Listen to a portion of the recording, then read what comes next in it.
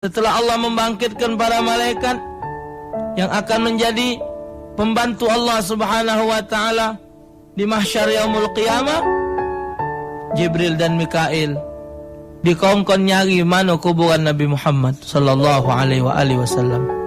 Begitu bangun Rasulullah nanya, "Ini apa dia Jibril?" "Inilah hari kiamat.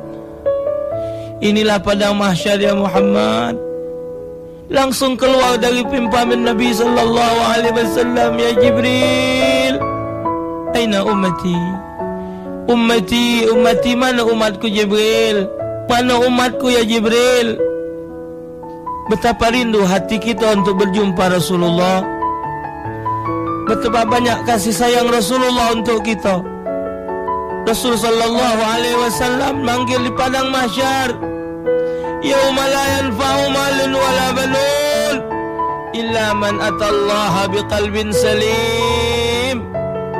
Tidak ada bahagia harta dan anak pangkat jabatan, tidak ada yang bahagia al-mal, bukan cuma duit, pangkat, kekayaan, seluruh tidak manfaat. Wala banun, juga anak keturunan tidak ada manfaat. Yauma yafirrul mar'u min akhihi wa ummihi wa abi wa sahibatihi wa bani likulli imri'in minhum yawma idzin sya'nu yughni. Tak kata yang pacak ngenjuk syafaat yaumul qiyamah illa Nabi sallallahu alaihi wasallam.